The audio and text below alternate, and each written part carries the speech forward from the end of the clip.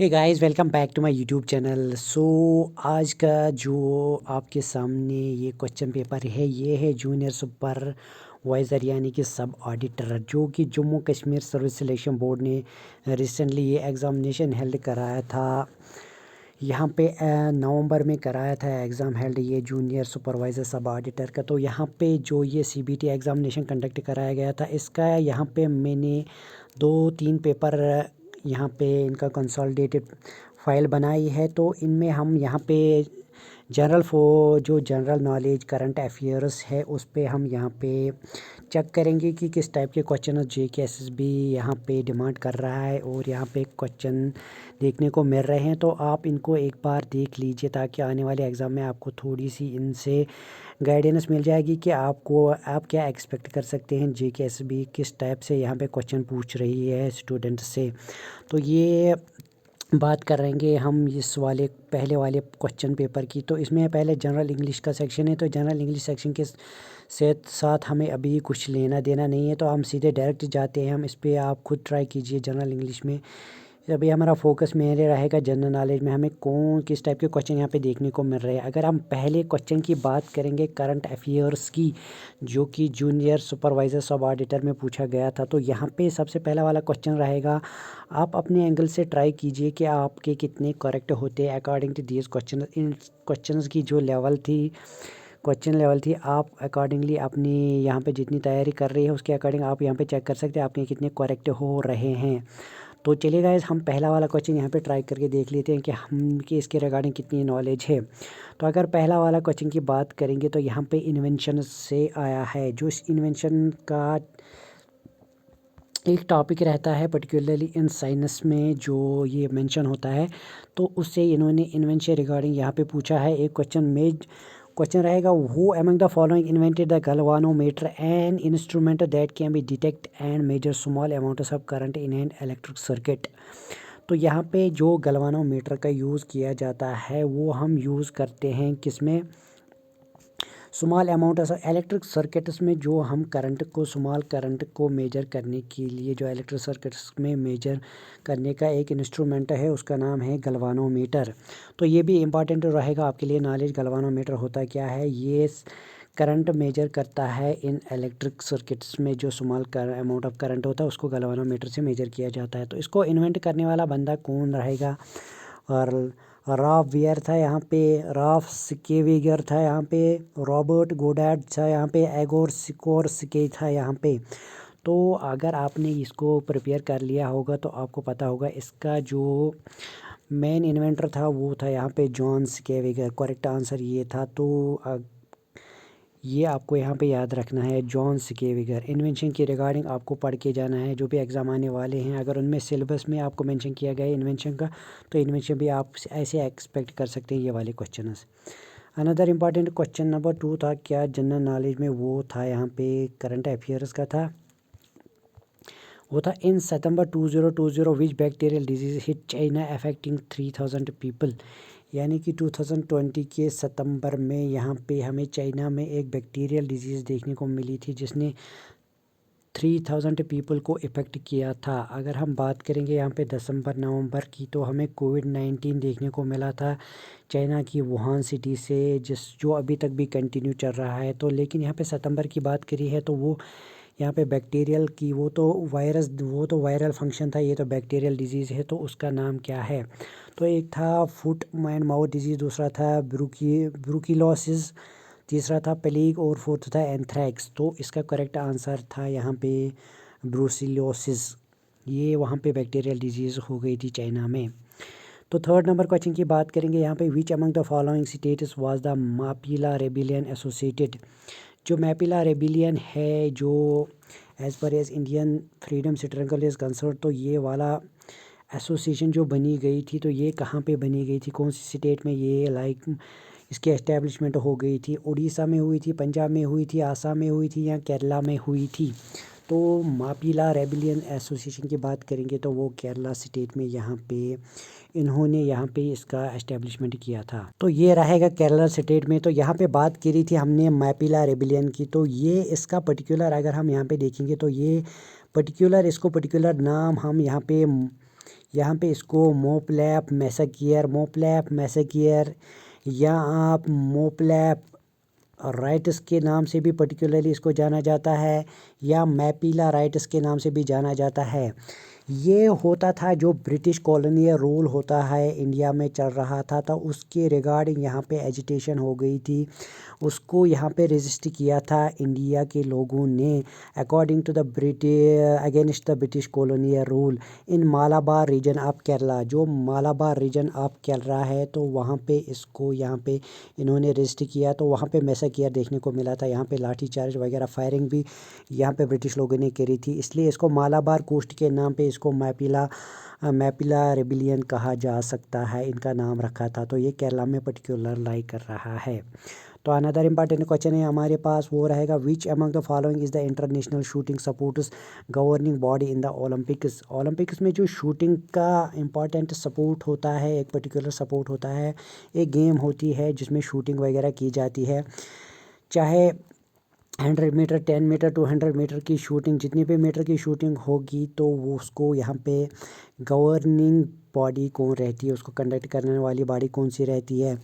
World shooting council रहती है, वो ग्लोबल शूटिंग काउंसिल रहती है, और या इंटरनेशनल की बात कर रहे हैं यहाँ पे इंटरनेशनल फेडरेशन ऑफ शूटिंग रहेगा, या international shooting federation shooting supports federation. तो यहाँ पे करेक्ट ऑप्शन रहने वाले है इंटरनेशनल शूटिंग सपोर्ट्स फेडरेशन, जो यहाँ पे शूटिंग को कंडक्ट कराती है, ऑर्गेनाइजिंग बॉडी रहेगी। उसके बाद बात करेंगे अनदर इंपॉर्टेंट पॉइंट, वो रहेगा who among the following was the first to conceive the idea of Pakistan. तो सबसे पहला वाला बंदा कौन था जिसने आइडिया ऑफ पाकिस्तान बोला था, जो इंडिया के नॉर्थ वेस्ट रीजन में बोला था, उस बंदे ने बोला था कि इंडिया के नॉर्थ वेस्ट रीजन में हमें एक मुस्लिम कंट्री देखने को मिलेगी, बनानी चाहिए। जो इंडिया का नॉर्थ वेस्ट रीजन है, यहाँ पे हमें एक मुस्लिम स्टेट बनानी चाहिए। तो वो आइडिया किसने दिया था, तो वो आइडिया था अलामा इकबाल ने, वो दिया था मोहम्मद इकबाल ने, जिसको बोला जाए जिसको वो यहाँ बोलते हैं father of idea of Pakistan, वो है मोहम्मद इकबाल। तो यहाँ पे टर्म किसने कॉइन करी थी, वो थी रहमत अली ने यहाँ पे टर्म कॉइन करी थी पाकिस्तान की। पाकिस्तान का फादर कौन है, वो है अली मोहम्मद जिन्ना, जिसको profit of Hindu Muslim unity बोला था। सरोजिनी नायडू ने बोला था अली मोहम्मद जिन्ना को profit of Hindu Muslim unity. तो रहमत अली ने कॉइन करी थी टर्म क्या करी थी, वो करी थी यहाँ पे। तो जिस बंदे ने भी ये क्वेश्चन अटेम्प्ट किया है, उसको मुस्लिम लीग के रिगार्डिंग कन्फ्यूजन हुआ गया था। जो आगा खान है, वो रहेंगे first president of Muslim league. जो मुस्लिम लीग यहाँ पे 1906 में बनाई गई थी, तो उसके फर्स्ट प्रेसिडेंट थे आगा खान। तो यहाँ पे कॉइन टर्म करने वाले हैं रहमत अली, और यहाँ पे आइडिया देने वाले थे मोहम्मद इकबाल, और फादर रहेंगे Ali Mohammad Jinnah. What is the SAARC permanent secretariat locate, तो आई थिंक ये सबको पता होगा। सार्क जो कि जिसका फुल फॉर्म होता है south Asian association for regional cooperation. तो इसके हेड क्वार्टर रहते हैं काठमांडू, जो नेपाल में लोकेट है। तो यहाँ पे हमने सेक्रेटरीट की बात करी, तो वो रहेगा सार्क का जो सेक्रेटरी रहेगा वो काठमांडू यानी कि नेपाल रहेगा।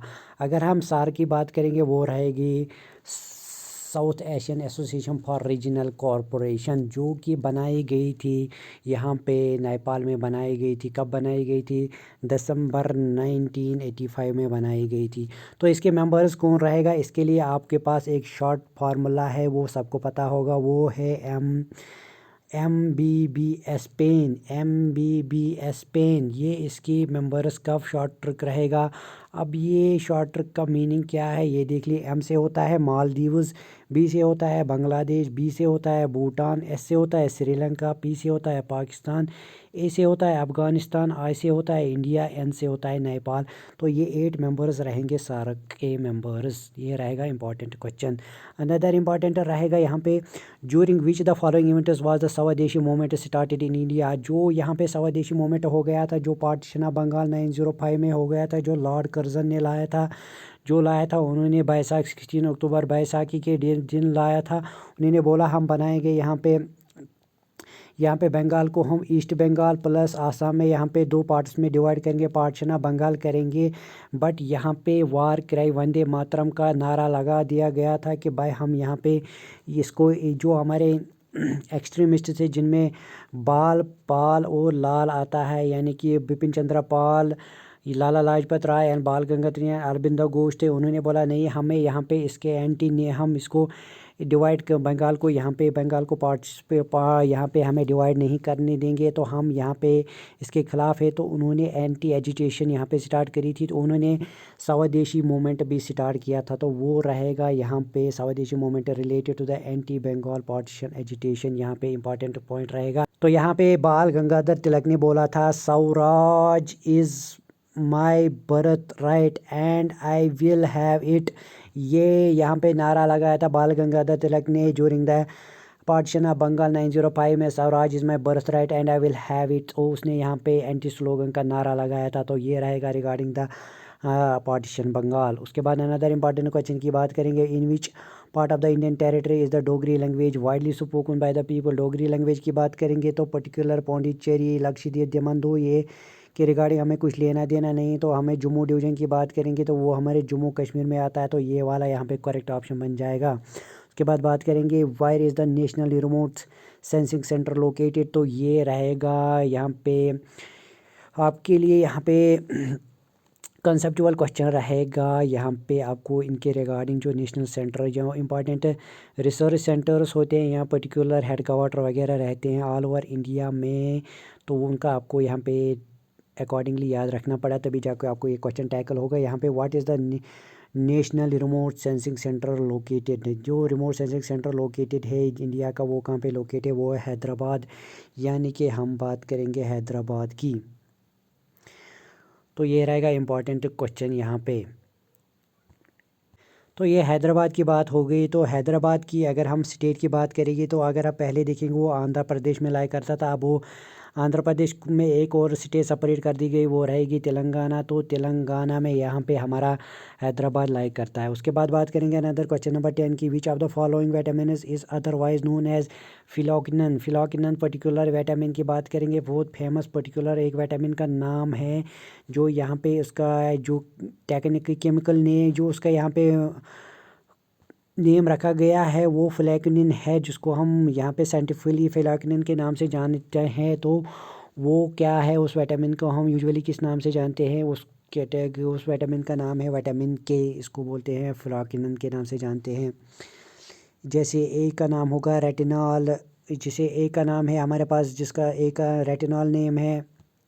तो गाइज़ यहाँ पे हमने बात करी थी जो विटामिन के है उसका केमिकल नेम यहाँ पे फ्लैक्निन रहेगा। और उसके बाद हम बात करेंगे यहाँ पे विटामिन सी की, तो उसका केमिकल नेम रहेगा एस्कॉर्बिक एसिड, एस्कॉर्बिक एसिड। उसके बाद विटामिन डी की बात करेंगे, उसका नाम रहेगा कैल्सिफेरॉल, केमिकल नेम। उसके बाद विटामिन ए की बात करेंगे, इसका नाम रहेगा रेटिनॉल। ये जितने सारे भी हमारे पास विटामिन है, चाहे फैट सॉल्युबल विटामिनस हो चाहे वाटर सॉल्युबल विटामिनस हो, अगर फैट सॉल्युबल विटामिनस की बात करूँगा मैं तो वो रहेंगे फार्मूला ADE के। क्वेश्चन में पूछा जाता है विच one of the following is the fat soluble and which one of the following is the water soluble vitamin. तो यहाँ पे फैट सॉल्युबल का फार्मूला रहेगा ADE के और वाटर सॉल्युबल विटामिन रहेंगे BCP। ये सारे रहेंगे एक ही कैटेगरीज में, आपको याद रखना है। उसके बाद क्वेश्चन इंपॉर्टेंट रहेगा which one of the following country gives the awards the Nobel prize. Nobel prize country देने वाली कौन सी स्टेट है, ये कौन सी कंट्री नोबल प्राइज़ अवार्ड देती है, तो वो रहेगी हमारे पास स्वीडन, यानी स्वीडन वाली यहाँ पे रहेगी, ये है कंट्री देती है यहाँ पे नोबल प्राइज़। अगर नोबल प्राइज़ लिटरेचर 2021 की बात करेंगे, Nobel prize in literature for 2021, तो 2021 वो रहेंगे अब्दुल गुरनाज यहाँ पे रहेंगे। तो गाइज यहाँ पे देख लीजिए जो नोबल प्राइज़ विनर रहेंगे 2021 में, तो वो रहेंगे यहाँ पे इन लिटरेचर में यहाँ पे अब्दुल रज़ाक गुरना, अब्दुल रज़ाक गुरना जिनको हम पर्टिकुलरली अब्दुल रज़ाक गुरना के नाम से जानते हैं, जो बारन हुए थे 1948 में तंजानिया की एक स्टेट में यहाँ पे बर्थ किया, तो उनका जन्मदिन रहा था, मतलब वो इन्होंने यहाँ पे जन्म लिया था दिसंबर 1948 में। वो तंजानिया से बिलोंग करते, एक नावलिस्ट है, प्लस में है वो एकेडमिशियन है।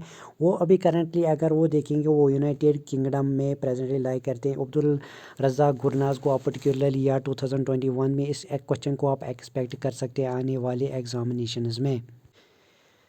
तो ये तो हो गई बात गाइस की जो नोबेल प्राइज़ कंट्री देती है वो है सूडान वाली कंट्री इसको देती है, यूएसए वगैरह कोई नहीं देती है इसको, देती है सूडान वाली कंट्री नोबेल प्राइज़ को, जो बहुत बड़ा यहाँ पे इम्पॉर्टेंट प्राइज़ माना जाता है as per as literature academy is concerned. उसके बाद बात करेंगे where is the head quarter of the organisation for the prohibition of chemical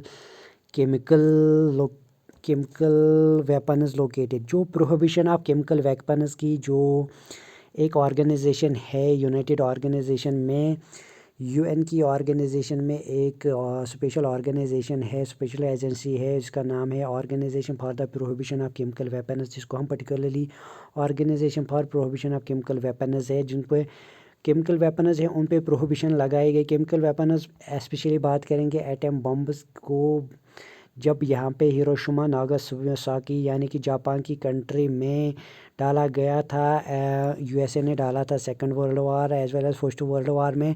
तो यहाँ पे उसके बाद एक ऑर्गेनाइजेशन बनाई गई कि भाई अब ये न्यूक्लियर वेपन पे हम प्रोहिबिशन लगाएंगे। सब सारे कंट्री वर्ल्ड जो में जितने भी सारी कंट्री उन्होंने यहाँ पे ऑर्गेनाइजेशन बनाई थी, भाई इनको हम यूज़ करेंगे नहीं क्योंकि इससे ह्यूमैनिटी का डिस्ट्रैक्शन होता है, जो हमारी ह्यूमैनिटी के लिए बहुत ही डेंजरस रहती है, आने वाली फ्यूचर जनरेशन डेंजरस रहती है। तो यहाँ पे उन्होंने एक ऑर्गेनाइजेशन बनाया जिसका नाम था organisation for prohibition for chemical weapon. उसका हेड क्वार्टर रहेगा हागी नीदरलैंड्स, जो नीदरलैंड में है। एक कैपिटल है वो हैगी है, वो रहेगी यहाँ पे नीदरलैंड में, उसका हेड क्वार्टर हैगी में रहेगा, किसका, organisation for prohibition of chemical weapons.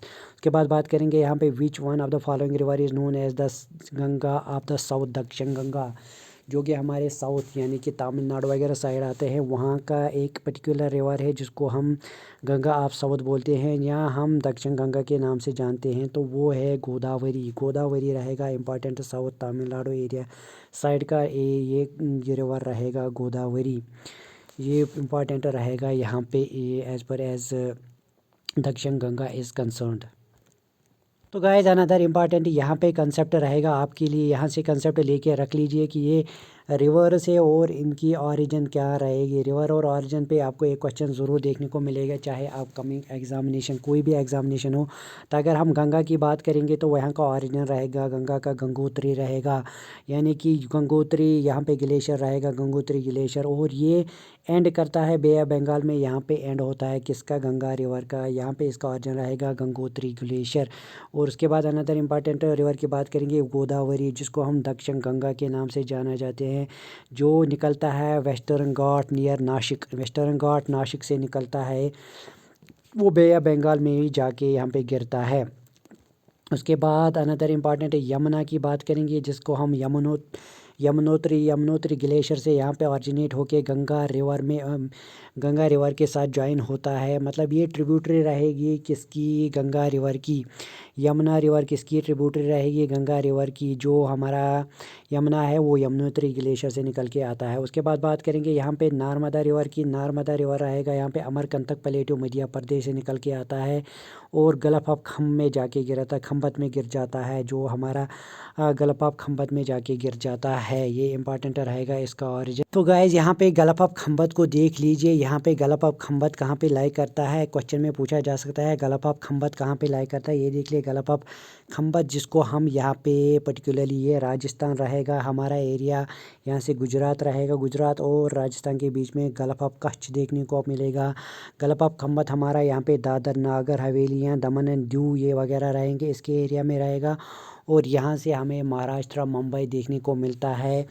तो यहाँ पे महाराष्ट्र और यहाँ पे राजस्थान वगैरह गुजरात के बीच में जो गल्फ है वो गल्फ ऑफ खम्बत कहलाया जाता है। तो यहाँ पे हमारा रिवर यहाँ पे ड्रेन होके जाता है, जो हमारी गोदावरी है, जो हमारा रिवर यहाँ पे ड्रेनेज होके तो गाय जो ये हमारे पास जो रिवर नर्मदा है जो मध्य प्रदेश से निकल के जाके अमरकंटक प्लेटू से निकल के सीधे जाकर है महाराष्ट्र और गुजरात के बीच में जो ये गलपाप खंबत है वहाँ पे ये एंड कर जाता है।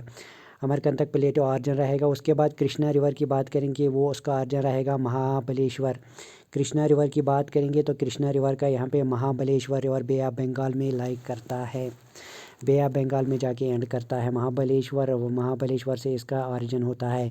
इंडस रिवर की बात करेंगे या हम ब्रह्मपुत्र रिवर की बात करेंगे, इन दोनों का ऑरिजिन एक ही रहेगा, वो रहेगा चाइना का तिब्बत, यानी कि वहाँ पे एक ग्लेशियर है मानसरोवर लेक है, तो मानसरोवर लेक यहाँ रहेगा इसका, मानसरोवर लेक इसका भी रहेगा, इसका ये तिब्बत रहेगा, इसका एरिया ये तिब्बत में है। मानसरोवर लेक इंडस और ब्रह्मपुत्र का ये सबसे दोनों बहुत बड़े यहाँ पे रिवर माने जाते हैं इंडिया के। तो यहाँ पे अगर इंडस रिवर की बात करेंगे वो जाता है अरेबियन सी में और ब्रह्मपुत्र जाता है बे ऑफ बंगाल में। उसके बाद बात करेंगे यहाँ पे महानदी की बात करेंगे तो महानदी जो बे ऑफ बंगाल में जाती है वो कहाँ से ऑरिजिनेट करती है, वो करती है originate Sihawa mountains in Chhattisgarh से निकलता है महानदी, छत्तीसगढ़ से निकल के आता है बे ऑफ बंगाल में जाता है। उसके बाद बात करेंगे कावेरी यहाँ पे निकलता है तलाकावेरी इन द वेस्टर्न घाट्स में तलाकावेरी एक जगह है, वहाँ से निकलता है कावेरी, वो भी जाता है बे ऑफ बंगाल में। उसके बाद बात करेंगे ताप्ती निकलता है यहाँ पे मुल्ताई मध्य प्रदेश है, ये भी जाता है गलपाप खंबत में जाके गिर जाता है। तापी निकलता है यहाँ पे मुल्ताई यानी मध्य प्रदेश से। तो गाइस हम थे क्वेश्चन नंबर 13 पे, वो है दक्षिण गंगा जिसको हम पर्टिकुलरली यहाँ पे गोदावरी के नाम से जानते हैं। उसके बाद अनदर इंपॉर्टेंट क्वेश्चन है which among the following companies has launched the mask verification feature in the India. तो ये रहेगा latest important current up to date में रहेगा ये। यहाँ पे रहेगा जो कौन सी ऐसी कंपनी है जिन्होंने मास्क वेरिफिकेशन फीचर यहाँ पे लॉन्च किया है अपनी ऐप में, तो वो कौन सी यहाँ पे ऑर्गेनाइजेशन है या कंपनी है, अमेज़ॉन, ओला, जोमेटो या ऊबर। तो वो रहेगा ऊबर होता है कार राइडिंग, जो कार सर्विसेज ये यहाँ पे प्रोवाइड करते हैं, या फूड वगैरह ऊबर फूड वगैरह प्रोवाइड करते हैं। तो ये जैसे आप मेट्रोपॉलिटन सिटीज़ में देखते हैं ये कार रन करते हैं, जैसे आपको कार बुक करनी होती है, जैसे ऊबर कैब का एक पर्टिकुलर यहाँ पे एप्लीकेशन रहती है, उस एप्लीकेशन के थ्रू आप यहाँ पे कार बुक करके यहाँ पे राइड कर सकते हैं। तो उन्होंने यहाँ पे फेस मास्क वेरिफिकेशन की एक फीचर एप्लीकेशन यहाँ पे लॉन्च कर दी है। उसके बाद अनदर इंपॉर्टेंट रहेगा विच among the following author of the book straight from my heart it an autobiography, ये किसकी बुक रहेगी, ये किसकी ऑटोबायोग्राफी रहेगी, स्ट्रेट फ्रॉम माई हार्ट। तो ये पर्टिकुलर ऑटोबायोग्राफी रहेगी कपिल देव की। तो ये इम्पॉर्टेंट रहेगी यहाँ पे, बहुत बड़ी इम्पॉर्टेंट रहेगी यहाँ पे, ये वो स्ट्रेट फ्रॉम माई हार्ट ये इम्पॉर्टेंट बुक रहेगी ऑटोबायोग्राफी कपिल देव की। तो ये ऑटोबायोग्राफी यहाँ पे कपिल देव सर की रहने वाली है, जो स्ट्रेट फ्रॉम माय हार्ट यहाँ पे उन्होंने ऑटोबायोग्राफी लिखी है। सानिया नेहवाल की बात करेंगे तो यहाँ पे इनकी पर्टिकुलर बुक भी आई है। युवराज सिंह की बात करेंगे तो इनकी पर्टिकुलर ऑटोबायोग्राफी रहेगी टेस्ट ऑफ माई लाइफ जो बुक इन्होंने लिखी है। मैरी कॉम की रहेगी यहाँ पे अनब्रेकेबल यहाँ पे रहेगी इनकी ऑटोबायोग्राफी, यहाँ पे इनकी ऑटोबायोग्राफी रहेगी अनब्रेकेबल किसकी, मैरी कॉम की। और उसके बाद सानिया नेहवाल की बात करेंगी तो यहाँ पे इनका भी अनदर इम्पॉर्टेंट यहाँ पे इनकी ऑटोबायोग्राफी आई है। इनकी ऑटोबायोग्राफी आई थी वो आई थी प्लेइंग टू विन यानी प्लेइंग टू विन जो ऑटोबायोग्राफी रहेगी वो रहेगी सानिया नेहवाल की। कपिल देव की रहेगी straight from my heart, Yuvraj Singh की रहेगी test of my life, Mary Kom की रहेगी अनब्रेकेबल यहाँ ऑटोबायोग्राफी। उसके बाद 16 नंबर क्वेश्चन की बात करेंगे who was the India's first nuclear power plant, where was the India's first nuclear power plant established. मतलब इंडिया का पहला जो न्यूक्लियर प्लांट था वो कहाँ पे एस्टैब्लिश किया गया था, जमशेदपुर, तारापुर, केगा एंड इंदौर, कौन सा पर्टिकुलर रहेगा, ये रहेगा बहुत कंसेप्चुअल क्वेश्चन यहाँ पे आपको। जो इंपॉर्टेंट न्यूक्लियर पावर प्लांट्स हैं तो उनके रिगार्डिंग आपको नॉलेज रखनी चाहिए। तो सबसे पहले तारापुर में यहाँ पे एस्टैब्लिश किया गया था न्यूक्लियर पावर प्लांट। के बाद बात करेंगे what does the term corona in the corona virus mean, इसका मतलब क्या होता है, कोरोना का मतलब क्या होता है। जैसे कोरोना वायरस का अगर आपने शेप सबको पता ही होगा, जो इसका क्राउन लाइक प्रोजेक्शन इसके ऊपर देखने को मिल रही है as per as scientists examination experiments are concerned. तो उन्होंने बोला कि इसका जो क्राउन लाइन स्ट्रक्चर होता है तो इसके नाम पे इसको कोरोना वायरस नाम दिया गया था। तो ये क्राउन वाला इसका करेक्ट ऑप्शन रहेगा, ये सबको पता ही होगा। उसके बाद बात करेंगे which among the following scientist proposed the theory of continental drift. Continental drift किसने थ्योरी दी थी? तो वो Albert Einstein, Alfred Wegener, Sigmund Freud, Otto Hahn. तो ऑप्शन करेक्ट रहेगा अल्फ्रेड वेगनर ने यहाँ पे दिया था continental drift theorem. Continental drift theorem theory क्या है? कॉन्टिनेंटल ड्रिफ्ट जैसे हमारे पास ऑल ओवर वर्ल्ड में 7 कॉन्टिनेंट्स है, तो ये पहले 2 पार्ट्स में यहाँ पे डिवाइड किया गया था। अर्थ पार्ट, एक तो अपर पार्ट था, दूसरा था लोअर पार्ट। जो हमारे पास फिर कॉन्टिनेंटल ड्रिफ्ट के थ्योरी आ गई थी उसकी वजह से तो अल्फ्रेड वेगनर ने यहाँ पे कॉन्टिनेंटल ड्रिफ्ट थ्योरम हमें प्रपोज करी थी। जो हमारा वर्ल्ड पहले डिवाइड किया था 2 पार्ट्स में किया था। मैं आपको दिखाऊंगा कॉन्टिनेंटल ड्रिफ्ट थ्योरी क्या क्या कंसेप्ट है। यहाँ पे मैं आपको पहले मैपिक रिप्रेजेंटेशन दिखाऊंगा इस। तो ये देख लीजिए गाइज, ये है हमारे पास यहाँ पे कॉन्टिनेंटल ड्रिफ्ट थ्योरी का कंसेप्ट। जो हमारे पास वर्ल्ड था वो 2 पार्ट्स में डिवाइड था, यानी कि ऊपर वाला पार्ट जिसको हम पेनिंगिया या लूरेशिया के नाम से जानते थे, और जो लोअर पार्ट था यानी कि जो हमारे पास साउदर्न पार्ट था उसको गोंडवाना कहते थे, और ऊपर वाले पार्ट को लौरेशिया या पेनिगिया के नाम से जानते थे।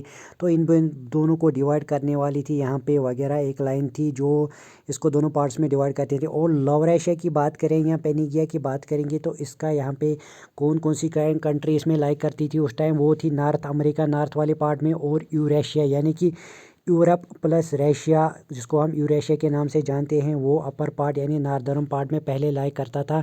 सिर्फ 2 कंटिनेंट की बात करेंगे तो यहाँ पे लौरेशिया था और उसके बाद गोंडवाना था। उसके बाद पहले यह 2 कंटिनेंट थे हमारे पास और डिवाइड करी गई थी। उसके बाद धीरे धीरे कंटिनेंट बनने शुरू हो गए, फिर नॉर्थ अमेरिका बना, फिर यूरेशिया बना, यूरेशिया में फिर रशिया और यूरोप देखने को मिला। फिर यहाँ पे नॉर्दर्न पार्ट में हमारा साउथ अमेरिका बना, अफ्रीका बना, एंटार्क्टिका बना, ऑस्ट्रेलिया बना, और हमारा इंडिया भी आता है किसमें?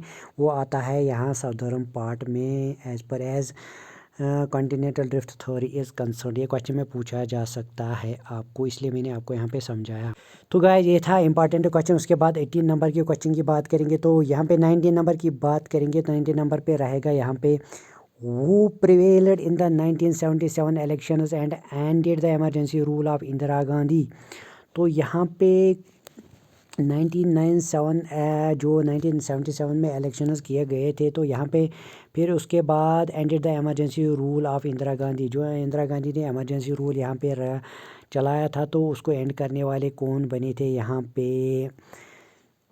उस कौन जीता था इलेक्शन, कौन जीत के आए थे? वो आए थे मोरारजी देसाई, यहाँ पे आए थे। ये बन गए थे यहाँ पे prime minister of India Morarji Desai Indira Gandhi के बाद, जिन्होंने यहाँ पे इमरजेंसी लगाई थी। 1977 इलेक्शन जीत के आए थे मोरारजी देसाई, जिन्होंने इमरजेंसी को एंड किया था। यहाँ पे इमरजेंसी रूल को यहाँ पे एंड किया था इंडिया में 1977 में, मोरारजी देसाई रहेंगे। उसके बाद इंपॉर्टेंट रहेगा the Rhine water way regarded as the world's most heavily used water way connect. जो राइन वाटर वे पर्टिकुलर नाम से जाना जाता है, ये किस एरिया में है? जो वर्ल्ड की सबसे heavily used water way connect करने के लिए यूज़ की जाती है। कौन से 2 पार्ट्स को कनेक्ट करती है? वो हैवी वाटर वे है जो जिसको पर्टिकुलर नाम राइन वाटर वे है। कौन से एरिया को ये कनेक्ट करती है वर्ल्ड में? Netherland and Switzerland. Netherland and जो नीदरलैंड में अगर हम हागी की बात करेंगे और जिनीवा अगर हम स्विट्ज़रलैंड की बात करेंगे, तो यहाँ पे पर्टिकुलर हेड क्वार्टर रहते हैं ऑर्गेनाइजेशन की। नीदरलैंड में रहेगा हागी रहता है नीदरलैंड में एक पर्टिकुलर हेड क्वार्टर, और एक हेड क्वार्टर जिनीवा रहता है स्विट्ज़रलैंड में। तो नीदरलैंड और स्विट्ज़रलैंड को आप एज़ पर हेड क्वार्टर के पर्टिकुलर कंसेप्ट से भी याद रख सकते हैं। इनको कनेक्ट करने वाली रहती है राइन वाटर वे। तो ये थे important questions of junior statistical assistant as per as current affairs concern. उसके बाद रहेंगे जनरल नॉलेज वाले क्वेश्चंस, तो ये भी हम दूसरे पार्ट में कवर करेंगे। आज के लिए इस वीडियो लेक्चर में इतना ही। उसके बाद हमारे पास एक और क्वेश्चन पेपर है हमारे पास, ये बहुत सा 138 पेज का ये PDF फाइल है मेरे पास। तो इसमें हम धीरे धीरे एक पार्ट्स में कवर करेंगे। तो आज हमने देखें ये करंट अफेयर्स के क्वेश्चन हमने देखेंगे किस टाइप के क्वेश्चन आप एक्सपेक्ट कर सकते हैं। मतलब उतने ज़्यादा टफ लेवल भी नहीं आते हैं बट मीडियम लेवल के क्वेश्चन आपको देखने को मिलते हैं। आई होप को आपको ये MCQ क्वेश्चन सीरीज़ पसंद आ गई होगी। अगर आप हमारे चैनल पे नए आए हैं तो प्लीज़ आप हमारे चैनल को सब्सक्राइब कीजिए, फ्रेंड्स के साथ शेयर करिए ताकि सभी बच्चों को इसका बेनिफिट मिल जाए। आप इस वीडियो लेक्चर को 1-2 बार दीजिए, देख लीजिए, आपको क्वेश्चन प्रॉपरली अंडरस्टैंड हो जाएंगे सारे concepts with proper concepts and clarity के साथ। तो मिलते हैं दूसरे वीडियो लेक्चर में कुछ नया इंपॉर्टेंट लेके। तब तक के लिए गुड बाय, टेक केयर, खुदा हाफिज़ एंड बाय बाय।